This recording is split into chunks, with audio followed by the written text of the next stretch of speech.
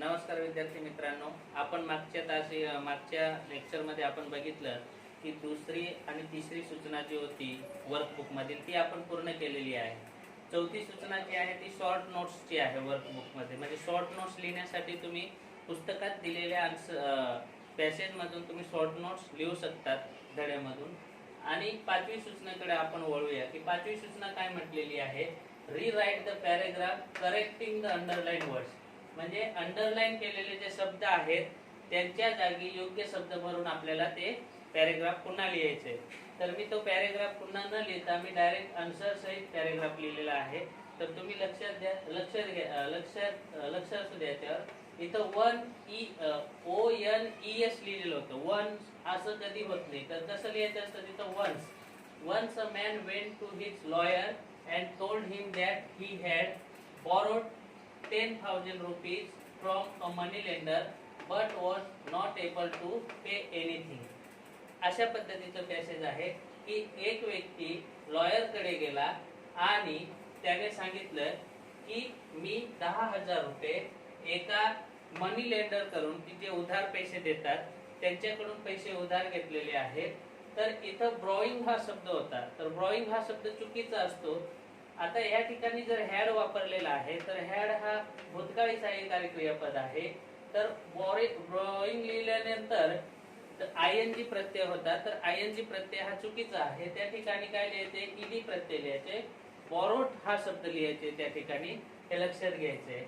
आणि पुढे ज्यावेळेस येतात तर इथं एनिथिंगच्या जागेवर काय होतं, नथिंग होतं. तर ह्या ठिकाणी ही वॉज नॉट एबल, काय म्हटलेलं आहे, नॉट एबल. ह्या ठिकाणी जर नॉट दिलेला आहे तर पुढे नथिंग लिहिण्याची काहीही गरज नाही. तर त्या ठिकाणी काय येणार, एनिथिंग येणार. जर ह्या ठिकाणी नथिंग नॉट राहिलं नसतं तर आपण ह्या ठिकाणी नथिंग लिहू शकतो. परंतु ह्या ठिकाणी नॉट एबल टू पे म्हणजे देण्यास समर्थ नाही, काहीही देण्यास समर्थ नाही असं ह्या पॅसेजचं आन्सर होतो. तुम्हाला समजलं असेल.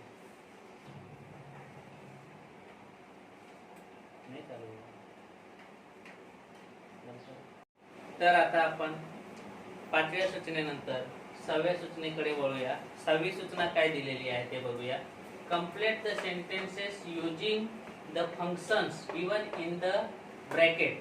म्हणजे ब्रॅकेट मध्ये जे काही सूचना दिलेल्या आहेत त्या सूचनेचं पालन करून आपल्याला ते सेंटेन्सेस पूर्ण करायचे आहेत, वाक्य पूर्ण करायचे. ठीक आहे. तर त्या सूचना आपण स्वाध्यायपोथीमध्ये दिलेल्या आहेत, तुम्ही बघून घ्यायच्या वर्कबुक मध्ये. The wedding reception. Wedding reception म्हणजे लग्नाचा जो कार्यक्रम असतो लग्नानंतरचा, की त्यांना पाहुण्यांना बोलवलं जातं, जेवण वगैरे दिलं जातं, रिसेप्शनचा प्रोग्राम आयोजित केला जातो. तर हे इथं दिलेलं आहे आणि म्हटलेलं आहे स्पेसिफाईंग टाइम दर्शवायचे आपल्याला की काय असू शकतं. मग वेडिंग रिसेप्शनचा टाइम आपण आपल्या पद्धतीने ठेवतो. जनरली इव्हिनिंग मध्येच असतं, संध्याकाळी असतं.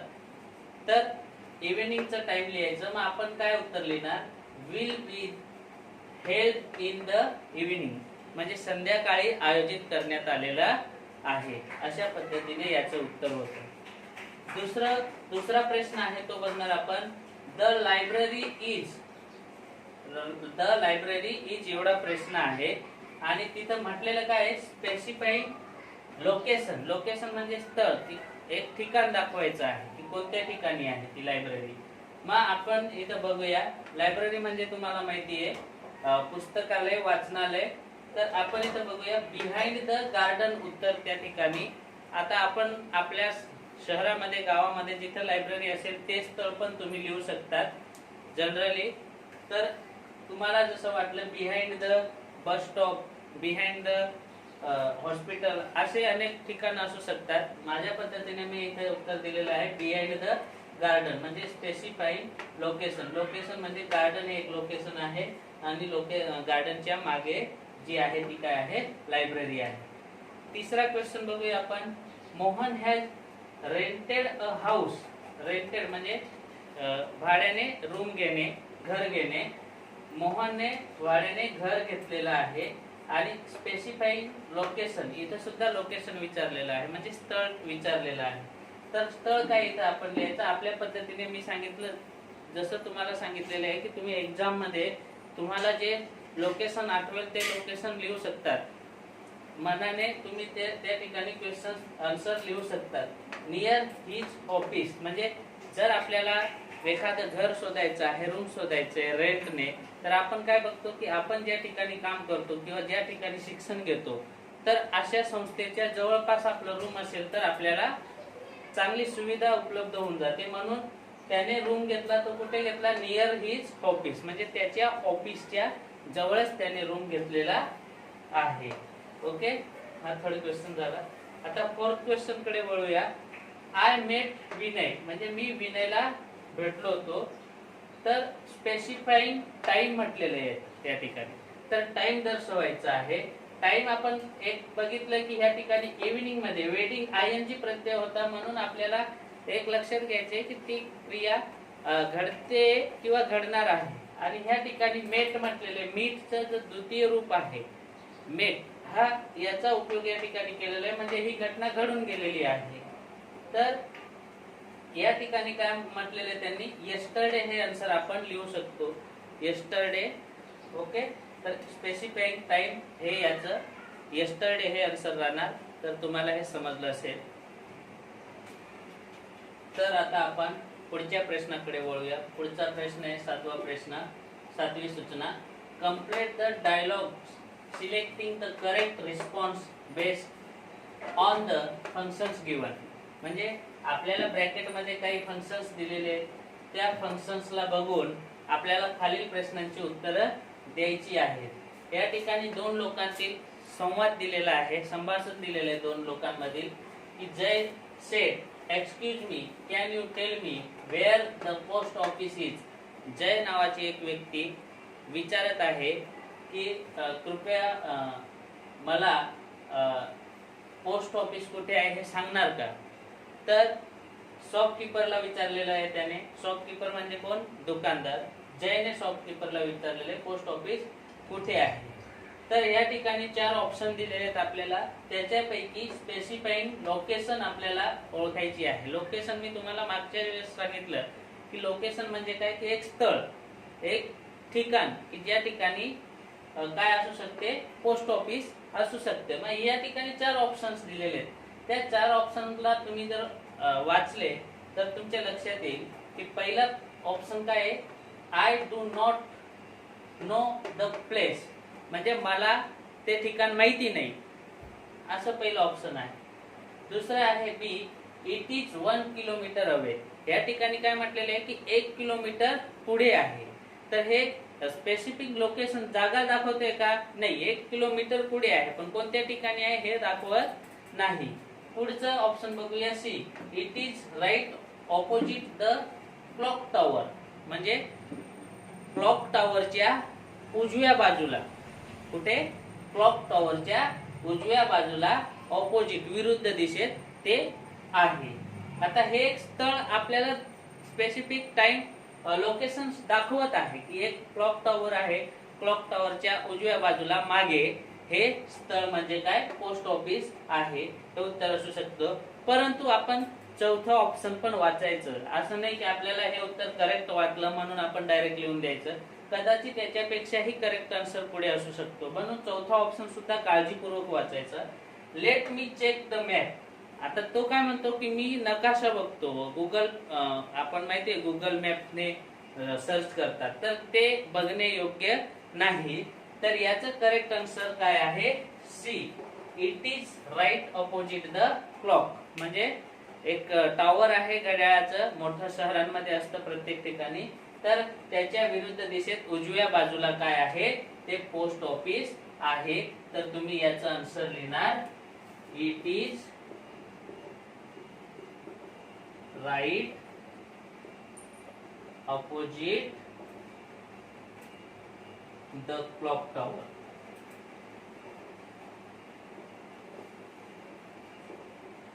समजला? ओके, पुढचा प्रश्न बघू. आता पुढचा प्रश्न जो आहे तो दुसरा प्रश्न आपण बघूया. नीता सेड, नीता विचारते how long will it take to reach the station म्हणजे स्टेशन पर्यंत पोहोचण्यासाठी पोहोचायला किती लांब आहे किंवा किती वेळ लागेल. आता इथं फादर आणि क्वेश्चनला काय सूचना दिलेली आहे, स्पेसिफाईंग टाइम म्हणजे वेळ दर्शवायची आहे. स्टेशन किती दूर आहे असा प्रश्न विचारलेला आहे, पण ह्या ठिकाणी आपल्याला काय दर्शवायचे, टाइम दर्शवायचे. आन्सर मध्ये टाइम यायला पाहिजे. ह्या ठिकाणी 4 आन्सर दिलेले आहेत पर्याय, ते पर्याय बघूया. एक पहिला पर्याय आहे 10 मिनिट्स म्हणजे 10 मिनिटं लागतील टाइम. बी ऑप्शन दिलेलं आहे it is opposite the temple म्हणजे हे कुठे आहे, मंदिरच्या विरुद्ध बाजूला आहे. काय, रेल्वे स्टेशन. तर हे टाइम दर्शवत आहे का, नाही. तर हे काय दर्शवते, location. It is quite far म्हणजे थोडस दूर राहिलेलं आहे. तर ह्या ठिकाणी पण टाइम दर्शवतोय का, नाही. इट इज व्हेरी नियर आता एकदमच जवळ आहे, हे सुद्धा टाइम दर्शवत नाही. तर टाइम काय दर्शवत आहे, 10 मिनिट्स. तर याचा आन्सर काय राहणार या ठिकाणी, 10 मिनिट्स.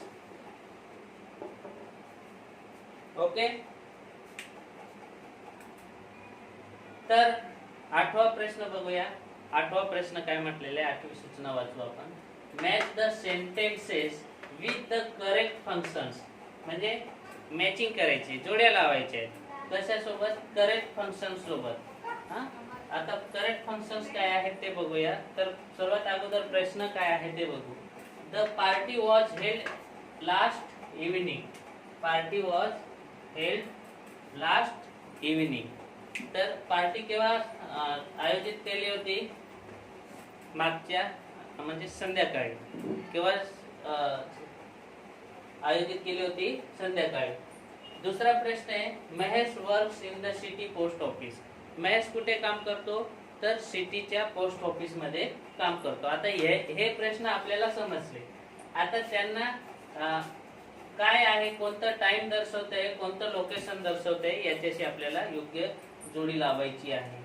तर पहिला प्रश्न बघा, the party was held last evening. Evening म्हणजे संध्याकाळी आयोजित केलेली होती. मग आपल्याला माहिती आहे जर इव्हिनिंग असेल, काही असेल, टाइम दर्शवलेला असेल तर ते काय असतं, स्पेसिफाईंग टाइम. आणि दुसरा जो प्रश्न आहे Mahesh works in the city post office, ते काय येणार, स्पेसिफाईंग लोकेशन. तर अशा पद्धतीने ह्या प्रश्नांची उत्तरं आपण लिहिणार. ओके. तर आता आपण 9वी सूचना बघूया वर्कबुक मधील. काय म्हटलेलं आहे, draft an email on behalf of Gaurav Pandya to his uncle at pandyas444@gmail.com thanking him for a birthday gift. इथं प्रश्न पूर्ण लिहिला जात नव्हता म्हणून मी लिहिलेलं नाही. तर वर्कबुक मध्ये तुम्हाला हा प्रश्न पूर्ण दिलेला आहे की बर्थडे गिफ्ट आल्याबद्दल त्यांना धन्यवाद साठी ईमेल लिहिलेला आहे. कोणी, गौरव पांड्याने. कोणासाठी, पांडे एस म्हणजे त्यांचे जे काका आहेत, अंकल, यांना लिहिलेले आहे. तर सर्वात अगोदर लक्षात ठेवायचं काय की ईमेल लिहिताना वरती डेट यायला पाहिजे. डेट लिहिणे अत्यंत गरजेचं आहे. हे जे आहे ईमेल प्रत्येक परीक्षेत बोर्ड एक्झाम मध्ये विचारलं जातं. तर त्याच्यासाठी याला जास्त पाठांतर करण्याची गरज नाही. तुम्ही थोडक्यात पाठांतर जर ठेवलं, तुम्हाला काही 5-6 वाक्य बनवता आले तर ईमेल तुम्ही इझिली लिहू शकता. जसं पत्र व्यवहार करतात तसंच आपल्याला ईमेल पण लिहायचं आहे. फक्त वरचा जो मायना आहे, जो ऍड्रेस सेक्शन आपण पत्रामध्ये लिहायचो, त्याच्या ठिकाणी या ठिकाणी थोडे बदल आहेत. हे आपण लक्षात घ्यायचे. हे 2-4 वेळेस जर तुम्ही प्रॅक्टिस केली तर इझिली तुम्ही ईमेल व्यवस्थित लिहू शकतात, याची पूर्ण खात्री आहे. तर बघा, डेट जी आहे सर्वात अगोदर लक्षात ठेवायची की डेट तुम्हाला लिहायची आहे. डेट तुम्ही ज्या दिवशी ईमेल लिहाल त्या दिवसाची डेट तुम्ही टाकू शकता. इवन एक्झाम मध्ये जरी तुम्ही लिहाल तरी तुम्ही त्या दिवसाची डेट टाकणार की तुमचं डेट जी आहे, आजची डेट आहे 12 ऑगस्ट 2021. फ्रॉम कोणी लिहिलेलं आहे, गौरव पांड्या 123@gmail.com. आता ह्या ठिकाणी तुम्ही लक्षात ठेवायचे एक ईमेल ऍड्रेस दिलेला राहील. जसं ह्या क्वेश्चन्स मध्ये पांडे S444 चा उपयोग केलेला आहे. हा जो ईमेल ऍड्रेस आहे हा तुमच्या क्वेश्चन्स मध्ये ऑलरेडी दिलेला आहे, पण त्या ठिकाणी तुम्हाला एक ईमेल ऍड्रेस तयार करावा लागेल. ईमेल ऍड्रेस तयार करायला कोणतीही अवघड गोष्ट नाही. ज्या व्यक्तीच्या नावाने तिथं ज्या व्यक्तीचं नाव आलेलं असेल त्या व्यक्तीचं नाव लिहून त्यानंतर 2 ते 3 संख्या टाका तिथं आणि त्यानंतर @gmail.com लिहा. मी जसं ह्या पद्धतीने बनवलेलं आहे की गौरव पांड्या नाव ऑलरेडी त्या क्वेश्चन्स मध्ये आहे ईमेलच्या, आणि मी ऍड काय केलं 123@gmail.com. अशा पद्धतीने तुम्ही ईमेल ऍड्रेस तयार करू शकतात. म्हणजे ज्याने ईमेल पाठवलेला आहे त्याचं सुद्धा ईमेल ऍड्रेस या ठिकाणी असायला गरजेचं आहे, तरच तुम्हाला जे मार्क्स आहेत ते व्यवस्थित पडतील. आता डेट झाल्यानंतर फ्रॉम म्हणजे जो ईमेल ऍड्रेस ईमेल पाठवतोय त्याचा ऍड्रेस येईल ईमेल ऍड्रेस. त्यानंतर ज्याला पाठवायचंय तर ते टू, आपण पत्रामध्ये पण मागे लिहिताना टू करून लिहायचो की प्रति कोणाला पाठवलं, पांडे S444@gmail.com यांना पाठवलं. त्यानंतर चौथी महत्वाची गोष्ट जी आहे तर तुम्हाला काय लिहायचंय, सब्जेक्ट. काय लिहायचंय, सब्जेक्ट लिहिणे गरजेचं आहे. ईमेल का लिहिला तर थँक्यू फॉर बर्थडे गिफ्ट तुम्हाला त्या प्रश्नामध्ये दिलेलंच आहे. कशासाठी, थँक्यू फॉर बर्थडे गिफ्ट. आता बर्थडे गिफ्ट अनेक येऊ शकतात. तुमचा बर्थडे झाले असेल, तुमच्या काकांनी, तुमच्या काकूंनी, मामाने, मामीने काहीतरी गिफ्ट दिलं असेल, त्या गिफ्टला अनुसरून तुम्ही त्याची माहिती लिहू शकता. तर बघूया आपण पुढे कशा पद्धतीने ईमेल लिहायचा आहे. तर बघा, डिअर अंकल, अंकलने दिलेलं आहे म्हणून डिअर अंकल लिहिणार. I was extremely happy to your birthday gift. म्हणजे मला खूप आनंद झाला तुमच्या बर्थडे गिफ्टमुळे, तुम्ही दिलेल्या बर्थडे गिफ्टमुळे. I got many gifts from my friends. मला माझ्या मित्रांकडून भरपूर गिफ्ट्स मिळाले. परंतु but I like your gift. परंतु मला सर्वात जास्त तुमचा गिफ्ट जो आहे तो आवडला. It was beautiful wrist watch. आणि तो काय आहे, एक सुंदरशी रिस्ट वॉच आहे, जी घड्याळ आहे, जी मला खूप आवडली. Everyone like it very much. सर्वांना ही घड्याळ खूप आवडली, सर्वांनी खूप प्रशंसा केली. थँक्यू, धन्यवाद एवढं म्हणून तुम्ही अजून ईमेल वाढू शकतात. पण ईमेल लिहिण्याचं ईमेल रायटिंग जी एक्झाम मध्ये येते ती मुख्य कशासाठी येते की त्यांना ह्या गोष्टी माहिती आहेत की नाही विद्यार्थ्यांना, सब्जेक्ट फ्रॉम. कारण आता पुढे कोणीही पत्र व्यवहार करणार नाही. प्रत्येकाला तुमचे एज्युकेशन पूर्ण झाल्यानंतर कॅम्प्युटर, मोबाईल फोनवरून ईमेलच पाठवायचे असतात. तर तुम्हाला जनरली त्याचं नॉलेज पाहिजे, याच्यासाठी ह्या ईमेलचा उपयोग आपल्याला बोर्ड एक्झाम मध्ये विचारला जातो आणि आपण त्यांना लिहायचं असतं. तर तुम्हाला हे कळालं असेल की किती स्टेप आहेत. 1 2 3 4 वरती 4 स्टेप लक्षात ठेवायच्या. त्यानंतर डिअर अंकल, त्यानंतर तुम्ही जसं पत्र लिहितात त्या पद्धतीनेच लिहायचं आहे. आणि खाली येताना युअर लव्हिंग नेफ्यू, म्हणजे तुमचा प्रिय भाचा, कोण, जे नाव दिलेले ते गौरव पांड्या. अशा पद्धतीने ईमेल आपण तयार करू शकतो. जर तुम्हाला हा व्हिडिओ आवडला असेल तर तुम्ही सर्वांनी लाईक, शेअर आणि कमेंट्स करायला विसरू नका आणि सबस्क्राईब अवश्य करा. थँक्यू.